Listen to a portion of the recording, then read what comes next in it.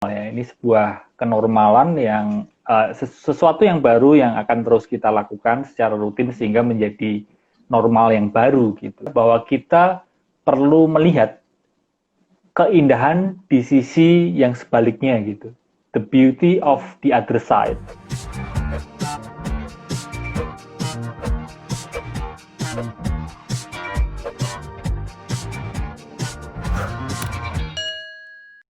Tapi tadi maksudnya dibilang bagaimana kita mencari kebahagiaan Mas dalam ketidakpastian ini gitu. Itu kan sesuatu hal yang gimana itu ada kayak piye kui gitu di komen. Ada Sulis dan Putra. Gimana caranya Mas? Gimana itu ya? Karena sebenarnya kepastian itu sendiri juga tidak menggaransi kita bahagia sih. Ya kan? Kalau seandainya ini semuanya serba pasti. Ya. Apakah manusia akan bahagia? Tetap saja enggak. Karena keseruan hidup ini sebenarnya karena ketidakpastiannya. Bayangin kita benar-benar tahu apa yang akan terjadi besok. Kita benar-benar sudah bisa memastikan ini semuanya. Kan sangat membosankan kan Mbak Lala ya kalau semuanya serba pasti gitu. Maka dalam ketidakpastian ini ada keseruan. Bukan hanya tentang kepastian. Ini mungkin teman-teman yang nonton, teman-teman kreatif ini kan mungkin lebih ke teman-teman entrepreneur, wirausaha, atau mungkin bergerak di startup gitu ya. Ya, industri kreatif ya. Sebelum masa pandemi, itu kita, termasuk saya, itu sangat mengglorifikasi, sangat menyanjung kecepatan. Ya. Kalau bisa cepat gitu ya. Pertumbuhan ini, pertumbuhan itu, kalau bisa cepat ya. Kecepatan itu menjadi hal yang kita dambakan, kita inginkan kecepatan itu gitu. Kalau bisa sukses, ya cepat gitu. Kita bisa cepat-cepat sukses, kita bisa cepat-cepat kaya. Bahkan buat teman-teman yang belum punya pasangan juga kepengen cepat-cepat punya pasangan dan sebagainya. Cepat-cepat menikah gitu ya. Jadi kata cepat itu ya, kondisi cepat itu sangat kita dambakan. Nah, demikian juga tadi, the beauty of the other side. Sekarang ini kita pun perlu belajar kelambatan, bukan kecepatan. Karena ada satu hal yang begitu kreatif sebenarnya di dalam kelambatan. Contoh, ada satu film dokumenter pembuat sushi ya. Kalau tidak salah judulnya itu lupa saya kelanjutannya. Pokoknya itu filosofi pembuat sushi. Orang yang benar-benar master atau pakar dalam membuat sushi, menghasilkan karya, itu dia menikmati kelambatan itu. Bagaimana menekuni satu bidang kreatif, satu proses berkarya, dan berada di kondisi yang benar-benar senyap gitu, benar-benar ya single tasking gitu. Dia benar-benar satu demi satu gitu. Kelambatan menikmati itulah prosesnya. Yang menikmati prosesnya, dan itulah yang kita pelajari sekarang ini. Kalau di sisi praktisnya, kalau saya sebagai praktisi mindfulness, ya saya mengajak buat duduk diam hening, mindful sitting, atau meditasi, atau berdiam diri. Itu yang perlu kita lakukan. Wow, nanti ini ya Mas, kalian lagi kan tadi ngomong meditasi ya, nanti kita coba ada sesi mungkin meditasi 5 menit gitu ya sama geng kreatif ya. Boleh. Soalnya kemarin juga pada nanya, Mas gimana caranya meditasi? Kan banyak yang belum tahu ya, mungkin teman-teman ya. Jadi hari ini kita mau belajar meditasi sama Mas Aji. Boleh nanti ya. Pertanyaan berikutnya nih Mas. Jadi tadi kita kan harus ini ya, menikmati ketidakpastian tersebut gitu. Nah, tapi bagaimana kalau kondisi state of mind kita, jadi bagaimana mindfulness tersebut bisa kita lakukan, padahal kita tuh sebenarnya gelisah. Jadi pikiran kita kemana-mana, ada monkey mind gitu. Nah itu gimana Mas caranya ngelatih mindfulness tersebut? Mindfulness itu adalah latihan untuk menyadari pikiran, bukan controlling pikiran. Bukan controlling feeling ya. Jadi mindfulness ini bukan latihan berpikir positif, bukan ya. Hanya menyadari pikiran. Nah, supaya kita tenang, supaya kita bisa berdamai dengan gelisah, maka kalau dari latihan mindfulness kita diminta untuk menemui cemas itu gitu. Misal sekarang ini teman-teman nonton IG Live ini, tidak perlu pejamkan mata, latihannya nanti aja, tapi paling tidak sekarang ini coba kamu rasakan apa yang sedang kamu rasakan sekarang, kamu sadari apa yang sedang kamu rasakan sekarang, dan beneran menemui perasaan itu gitu. Karena selama ini ketika kita dikunjungi cemas, kita terus berusaha mengalihkan dengan hal lainnya gitu. Tapi di mindfulness kita diminta kayak ketika cemas itu datang, ketika gelisah itu datang, ya temui aja rasa cemas itu, temui aja rasa gelisah itu. Dan kita belajar untuk kayak berjarak dengan rasa itu gitu. Kita hanya mengamati saja gitu.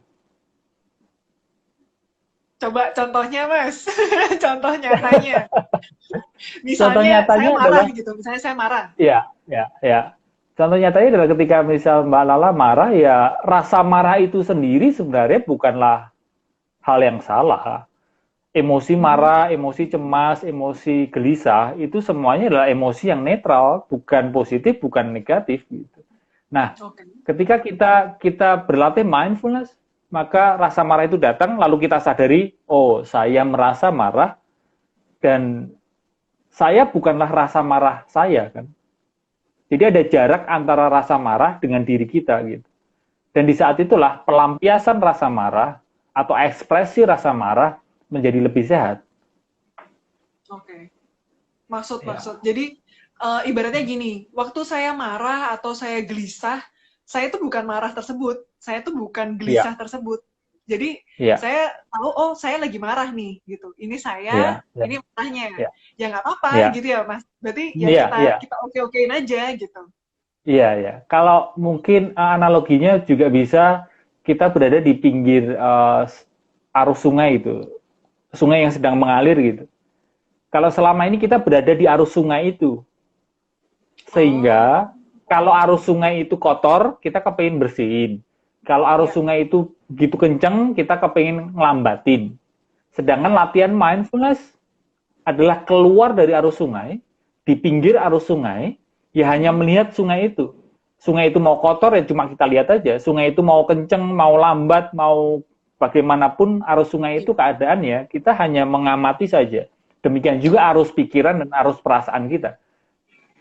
Kita perlu menjadi pengamat pikiran dan perasaan kita. Oke, wow. Oke, ini teman-teman kreatif juga pada seru banget nih. Wah, makasih banget nih, Mas. Makasih banget nih. Ini topiknya bagus banget. Banyak yang, I see gitu. Jadi tadi paham ya teman-teman ya bahwa kita jangan ikut dalam arus, tapi kita mengamati saja. Iya, kita perlu kreatif ya. Perlu kreatif di dalam menghadapi pikiran dan perasaan kita. Kita selama ini terkurung dalam keterkondisian gitu. Kita begitu langganan sekali untuk melampiaskan marah dengan membabi buta, kita larut dalam kecemasan. Kalau kita memang benar-benar orang kreatif, ya kita perlu break the pattern. Keterkondisian itu kita perlu rusak gitu, keluar dari pola itu, yaitu dengan cara mengamati. Wow, sip. Oke, itu dicatat ya, geng kreatif ya semuanya. Nah, Mas, kita tadi ngomongin tentang mindfulness. Mindfulness ini tuh seberapa penting sih dalam hidup kita, dalam keseharian kita? Sangat penting. Kenapa? Karena mindfulness ini berdampak ke satu, kesehatan. Tentu kesehatan kan sangat penting buat kita. Mindfulness berdampak bukan hanya kesehatan mental, tapi kesehatan fisik. Ya. Kita bisa lebih tenang, kita bisa lebih berdamai dengan rasa cemas, lalu psikosomatis menjadi turun, kayak misalnya asam lambung jadi terkendali, lalu mungkin vertigo, mungkin bahu yang sering nggak nyaman, dan hal semacam itu bisa diredakan dengan latihan mindfulness. Dan yang kedua adalah relasi ya. Relasi itu juga bisa terbantu dengan latihan mindfulness. Kalau selama ini dikit-dikit marah, ya, dikit-dikit ngegas, gemar nyinyir gitu ya.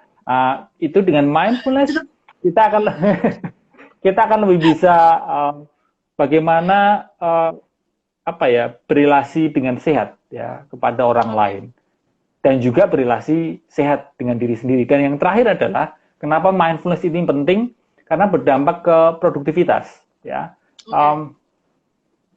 Di dunia kreatif, tentu kita perlu menekuni satu bidang, menekuni satu kegiatan, satu hal, misal di kondisi sekarang ini kita perlu melakukan satu hal secara fokus kan. Nah, mindfulness sangat membantu kita agar kita lebih bisa fokus. Oke, wow. Jadi sebenarnya mindfulness ini nggak cuma untuk emosional aja, untuk jadi emosional, tapi bisa ke pikiran kita, bisa ke fisik kita. Jadi sebenarnya ini ngaruh semuanya, gitu. Ya, di dunia bisnis sudah mulai banyak yang menyarankan untuk yuk kita berlatih mindfulness.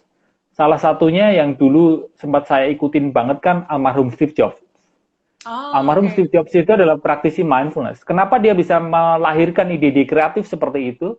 Karena dia tekun mengistirahatkan pikirannya. Sehingga ketika dia meeting bersama timnya, dia bisa melahirkan ide-ide yang gila lah gitu, bisa dikatakan. Karena energi pikiran dia begitu besar. Wow, baru tahu loh Mas. Oke, jadi buat teman-teman ini ya, buat teman-teman geng kreatif, buat kamu yang mau punya ide-ide cemerlang, jadi sebenarnya mindfulness ini penting karena kita jadi lebih kreatif ya Mas sebenarnya ya. Iya, dan ini ada pertanyaan yang menarik dari Meli Indarto. Tapi kok meninggalnya sakit Mas? Ini kan mengomentarin almarhum Steve Jobs ya. Ya karena memang salah satunya ya, saya lihat kan karakternya Steve Jobs kan memang pemarah ya. Mungkin itu kalau tidak diimbangi dengan mindfulness, mungkin karakter marahnya itu lebih hebat gitu. Dan itu mungkin juga yang berdampak ke sakit fisiknya. Itu tadi sudah terjawab ya teman-teman ya. Jadi sebenarnya banyak aspek ya Mas. Kalau misalnya sakit ya mungkin tadi ada dari marah-marah tadi, kemudian berpengaruh ke badan kita. Ya. Nah berikutnya nih Mas, berhubungan dengan mindfulness, tetap tadi kan Mas Aji bilang bahwa kita harus bahagia nih dalam ketidakpastian. Ibaratnya kita tetap harus bersyukur ya. Tetap harus bersyukur walaupun sekarang kondisinya seperti ini, kita harus tetap bersyukur. Mungkin, aku bersyukur karena aku masih bisa bangun dalam keadaan sehat. Aku bersyukur karena aku masih bisa kumpul dengan keluarga. Nah, bagaimana supaya kita benar-benar dapat mengimplementasikan rasa bersyukur ini Mas setiap hari. Jadi bukan hanya di kata-kata ya, tapi benar-benar terafirmasi gitu dalam diri kita. Ya, kalau saya melihat persoalan bersyukur ini lebih gini Mbak Lala, kita sulit bersyukur karena sebenarnya kita kebingungan dengan diri kita sendiri, terutama pikiran kita. Saking ramainya pikiran kita, sehingga kita jadi sulit bersyukur. Ya. Jadi soal bersyukur ini tidak bisa kita paksakan sebenarnya. Ya. Kalau misal orang yang sedang ruwet gitulah, pikirannya baru gelisah, cemas gitu, terus kita paksa, kamu itu harus bersyukur gitu, itu malah nggak baik gitu buat orang tersebut gitu. Maka yang perlu kita lakukan sama-sama sebenarnya kita berdamai dengan rasa nggak nyaman di dalam diri kita. Dengan berdamai, maka bersyukur otomatis bisa terjadi. Ya, nah cara simpelnya atau praktisnya gimana? Sadari nafas. Ini adalah basic praktis dari mindfulness adalah pikiran kita ajak, kita latih untuk menyadari nafas. Ya, jadi ketika kamu menarik nafas, sadari aja kamu sedang menarik nafas. Ketika kamu exhale, sadari aja kamu sedang mengembuskan nafas. Dengan begitu, pikiran terlatih untuk be present. Dengan pikiran yang be present, maka otomatis kita bisa bersyukur. Wow. Tadi menanggapi Mas Aji ya, seputar bersyukur tadi yang kalau orang lagi benar-benar di state yang kurang baik, terus kita paksakan seperti itu, berarti itu ada istilahnya yang sekarang lagi beken itu ya Mas, toxic positivity ya? Benar banget Mbak Lala, ya.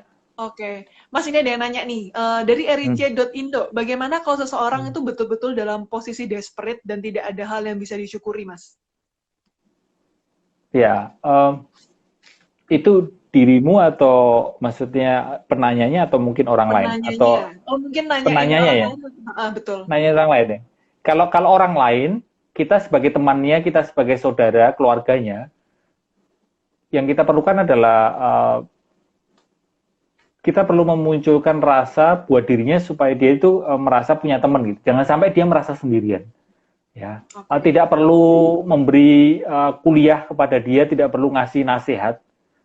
Yang penting adalah kalau bertemu dengan orang seperti itu, dengerin aja, dengerin sepenuh hati, berlatih deep listening, dengerin aja, ya. Jadi tidak perlu terus kamu harus ngasih tahu, oh, kamu harus begini, kamu harus begitu, nggak perlu, dengerin aja, dengerin, temenin, ya, supaya dia tidak merasa sendirian.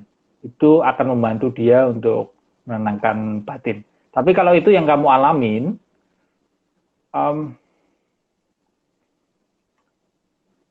ya karena kita ini lebih ke, kita sebenarnya kan selalu bertempur dengan pikiran kita sendiri. Dan itu yang perlu kita jinakkan sih, pikiran kita, yaitu dengan berlatih mindfulness.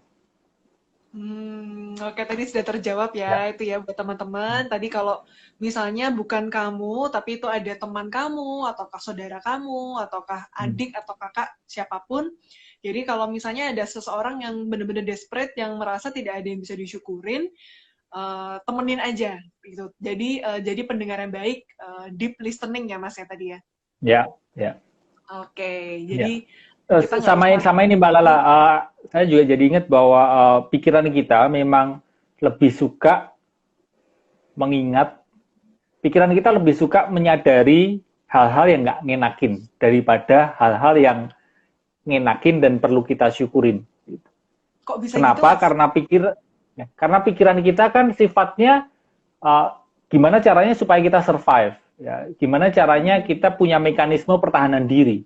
Sehingga pikiran kita lebih rajin mengingat hal-hal yang buruk daripada hal yang baik. Nah, inilah yang kita perlukan untuk seimbangkan ya. Yaitu di tengah kegiatan sekarang ini, di tengah kesibukan, di masa pandemi ini, coba kita melatih diri kita untuk melihat hal-hal kecil, simple things, tapi itu membuat kita tersenyum. Itu akan melatih menyeimbangkan pikiran yang tadi, pikiran yang buruk ya dengan pikiran yang baik. Oke, jadi buat teman-teman ini ya, entah mau lihat-lihat foto apa gitu ya, mau lihat foto-foto lama atau misalnya suka kucing gitu, lihat video-video kucing gitu. Iya. Atau kalau enggak kegiatan yang membuat kamu happy di saat kecil, waktu kecil dulu. Misal melukis, atau bermain musik, atau misal menari. Lakukan aja. Karena momen itu membuat diri kita terlepas dari penilaian orang lain. Dan itulah yang membuat kita happy. Wow, oke, noted Mas. Ini ada yang nanya lagi. Nah, tadi kita ngomongin mengenai mindfulness. Bagaimana cara kita supaya kita mindfulness. Ini dari Andif DLYMP. Bagaimana Mas kalau kita udah praktis dan bagaimana agar kita bisa tahu kalau kita tuh sudah menguasai mindfulness tersebut? Sebenarnya yang paling kita rindukan di hidup ini adalah ketemu dengan diri kita sendiri kan.